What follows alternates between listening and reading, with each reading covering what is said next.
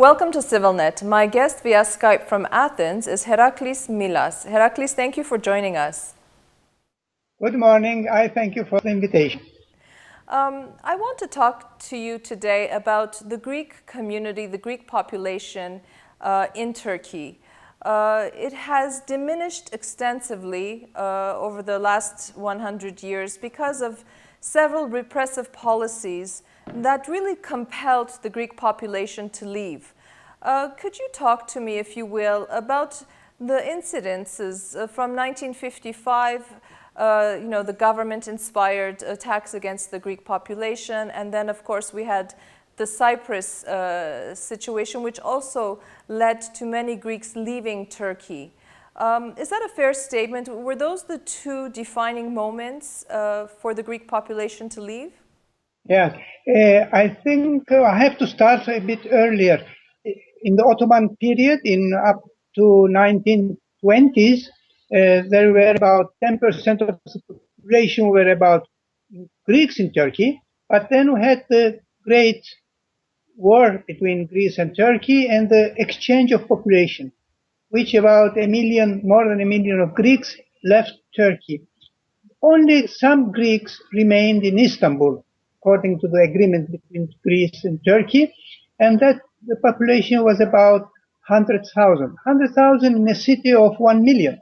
So it was 10% of the population. But after that, we had some unhappy incidents.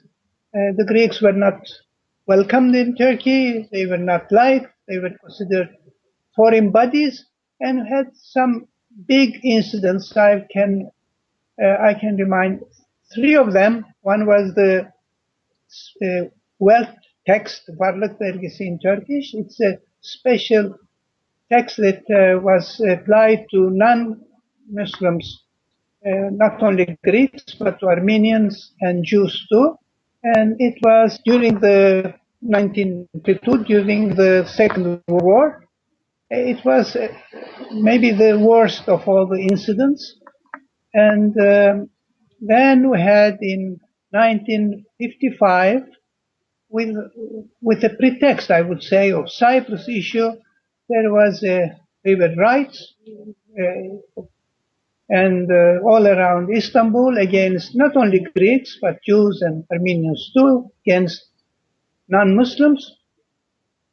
And then there were, in 1964, another important event. That was the expulsion of the Greeks. They had Greek nationality because some of the Greeks of Istanbul have Turkish nationality and some had Greek nationality.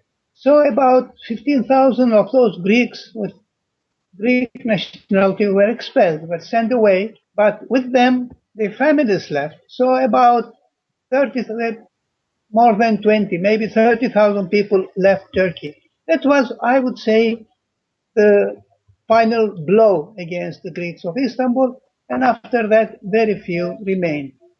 Now there are about 2,000, 3,000, but it's also important to mention that the average age of those people are over 60. I mean, most of the young people have left. Heracles, if I'm not mistaken, you are one of those Greeks who were born in Turkey who left. You yourself left Turkey, is that correct? Yes, actually, my father was sent away in 1964. I remained behind. I had to finish my university, and my intention was to stay in Turkey. I have Turkish nationality, so I could stay, and I wanted to stay, but I had, I was not welcomed. I had problems when I went to serve my military service. Then when I wanted to work, I was facing problems, and I was eventually, I would say, forced to leave. I think it goes without saying, and it is undoubtedly the truth, that the Greek heritage and legacy that pervades many aspects of Istanbul today is very prevalent for anybody that goes to visit Istanbul. And now today, as you were saying, there's about 2,000 to 3,000 Greeks left in the country. We ran a story recently about a Greek newspaper called Aboyev Matini. Aboyev Matini. Right, that used to have a very, very wide readership. It was one of the leading newspapers in the 1920s and 30s, and today it has about only 600 subscribers. Speak to me, if you will, about, I mean, it's really quite devastating to see an entire sort of nationality, way of life, the Greeks completely now being almost extinguished from Turkey. Yes, this paper is run by Michalis Vassiliadis, a very good friend of mine. He used to stay in Athens the last few years. Then he went back to Turkey about 5 years ago, 6 maybe. And then he started this paper. And again, I would say he took command of the paper, which, as you said, has very few readers now. And he makes everything possible to have this paper run. But of course, the big problem is the number of the population. With so few Greeks, it is difficult to have a paper operating properly. I want to add something about myself, since we spoke about myself. I go back to Turkey quite often. A few years ago, I stayed in Istanbul for a year. I went back to Ankara in 1990s, and I established a Greek language department in Ankara University. So there is a tendency now for some people to go back to Turkey, very few, but we don't have problems now as a community, as a Greek community in Istanbul, as we used to have before. But unfortunately, the situation is better now, but quite late. It was and probably we don't have problems because we are so few now. We are 3,000 within a city which is about more than 10 millions. So probably we are not perceived as a threat to the Turkish nationalism, something like that. Hercules, you are a political scientist, you are a writer, a journalist. You know, with Erdogan now being president of Turkey, talking about a new Turkey, trying to be more inclusive, yet we see these policies, the policies he has with the Kurds, excuse me, even though there is a peace process in place, but really, and with the establishment of the Turkish Republic after the collapse of the Ottoman Empire, has anything really changed in Turkey? You know, it's very important that you mentioned that, you know, the numbers of the Greeks living in Turkey is so minimal right now, as they're not perceived as a threat. Certainly, that's a very true statement. But if the numbers were 300,000, how would that have been? So has anything really changed fundamentally after the collapse of the Ottoman Empire and the establishment of the Turkish Republic? Yes, there is a change. I don't know if this is a fundamental change, but there is a change. The biggest change is that the world is changing.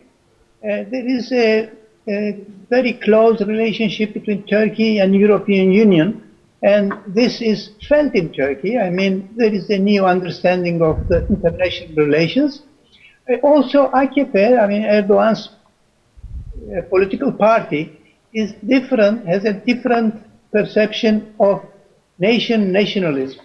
I think the Islamists are less nationalist. I don't say they are not nationalists. I say they are less nationalist. They have less phobias vis-a-vis the different ethnicities. So definitely the minorities, the non-Muslim minorities, feel more relaxed now.